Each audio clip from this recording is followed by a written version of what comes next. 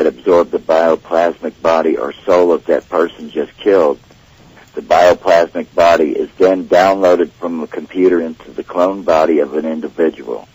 Sometimes the person will defeat the animal, but they will usually be seriously injured. When this happens, the bioplasmic body will stay with the original body, and the body will be put into something known as the underground bases, called the tubes. This is a regeneration tank that heals the injured body. And here's what's striking. Much of this technology was perfected by Himmler and the special projects of the unit of the SS. They were experimenting with Zetan Gray cloning genetics technology, and that provided, combined with ancient magical, spelled with a K, text, as the necromancy, the art of bringing the dead back to life. They found a way to bring our dead soldiers back to life now, regardless of their wounds. The Osiris slain and risen procedure is carried out at an underground NSA facility below Brecon Beacons in Wales and Duluth, New Mexico. Wow.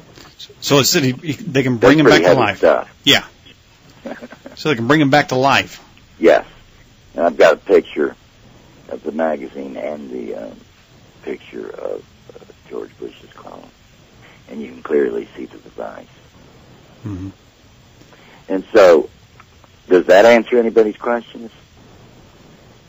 Now, that comes from an agent that is so highly credible, he's more credible than our president. I would believe him before I believe the president. All right. Well, I'll tell you what, we have a few more questions we can get to here after that heavy-duty thing.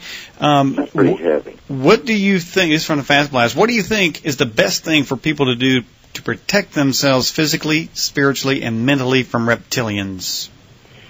Spiritually is all you got to be. If you're spiritually protected by Christ and born-again Christian, true believer, and the truth, you got to really seek the Bible. Your mental and your physical abilities will take care of themselves. But it's really, I know it's hard to believe, but it's that plain and simple. And because I'm not a Muslim or whatever, I only believe in one God, and that's just the fact, and that's the way it is. But that is the only way out. And the people inside that are involved in this project have told me that that was the only way out. That is the only chance you have. Okay. All righty. Let's see what else we got here. And what do you? I have of course, a contact from Prescott, Arizona, just desperately trying to get up with me right now. Well, the second question here basically was answered in the first. It says, "What do you do to protect yourself?" And I think he pretty much explained that. And then here we have what is the best thing to convince a skeptic that there is the existence of reptilians? What is the best? Well, the best thing is just to wait about 12 to 18 months, and like I said, everybody's questions will be answered in one perplexing minute. Because I don't know how to convince a skeptic. Mm-hmm. I'm just a man who's seen these things, and I wasn't trained in the art of convincing people. Indeed. So all I can tell you is you're getting an unadulterated, uncut version of what I saw. I didn't rehearse this. I didn't sit all day. I was out chopping wood today, man, for my fireplace. When you were at Area 51, how deep did you ever get to go down underneath? I was told miles. I don't know how many miles. I just told it was miles. So did you see any kind of train activity down there? Yeah. They've got trains there, and there's a map that I have with a picture of Mr. Bilderberg and President Bush shaking hands, and behind them is a map of the above-ground train system, and guess what? It leads from Ohio and Indianapolis and Chicago, and goes straight down to South America, and that's it. South America? Yep. Wow. And that's it. There was no other train track on that map. And the reason I know it was above ground, because there was some other ones, I didn't really look at them real hard. I bury these files deep into files, and I take that file and bury it deep into files. And sometimes it takes me all day to find my own file that I buried, because I can't keep up with them. I've got over 11,500 files, and they're buried in various files, and sometimes it takes me all day to find something. So to sit and precursor this program tonight, it would take me a year to put all this together, to read the documents, because it'd take me that long to find them. We have this question. Is there any way to identify a cloned soldier? No. And only way I know to identify a cloned soldier is they're heartless, ruthless, cold look, and no remorse. And I was going to tell you, I never got around to it. Did I tell about the incident of the women soldiers? No, tell me about it. I was at a place in California, and the night before, I had gotten orders that there was a colonel coming up to visit, a full bird, and that I was to keep the crosshairs on this individual.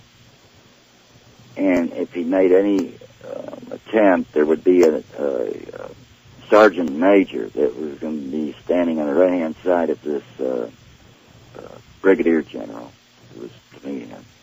And he would give me the middle finger, and that would mean shoot him, which never took place, I never had to. Right. And the only reason I could think of was in case he didn't accept it the way they wanted him to. But coming up the road, there was a car behind him that looked like a Chevy Impala, a brown one. And I was getting ready to take that car out, but somebody else took it out before I did, because all I remember is the windows breaking and the entire inside right-hand side of the car, the entire glass turned to a red mist of blood. And that car went into a ravine. Whoa. And all they were about 1,000 yards behind the colonel. And I guess they were just people like at Area 51. They thought they could get in. And they got waxed. And I was getting ready to do it myself, but somebody beat me to the punch. I'm glad, too, because I'm not a killer. I'm not a cold-hearted killer. Some snipers and people that are in those positions I had tremendous control over my emotions. Tremendous. You just didn't go around being Mr. Bad Rear End, picking fights just because you were bad. Because we weren't trained on the art to fight. We were trained on the art of killing. It was an art. And I remember in some of the classes that we took, they even played classical music. That's how sick it was. Kind of like on Apocalypse Now, where they were playing classical music. Yeah, just like that. Wow. And you were shown desensitizing films like Faces of Death of people just for hours. People, I seen this one where in Afghanistan where they found a traitor and they just tied him his legs and his arms to 4 different vehicles and just took off and pulled them apart 4 different directions. And we had to watch films like this continuously for weeks. And you know it's real. They're not fake films. And you get to hear them scream. And they mutilated animals in front of us, different things. They really desensitized us. Have you ever discovered what they're doing with the animals? No, I haven't. That's a real big problem I have. That's like a void there in my life. What in the world did they need the animals for, unless it was some kind of blood sacrifice like they did in the Bible days with camels? I don't know. But I did see a film of a cow being taken up in a square box that looked to be 12 meters, and it had the measurements on it. In other words, they dubbed in the measurements to show us the size, and it was 12 meters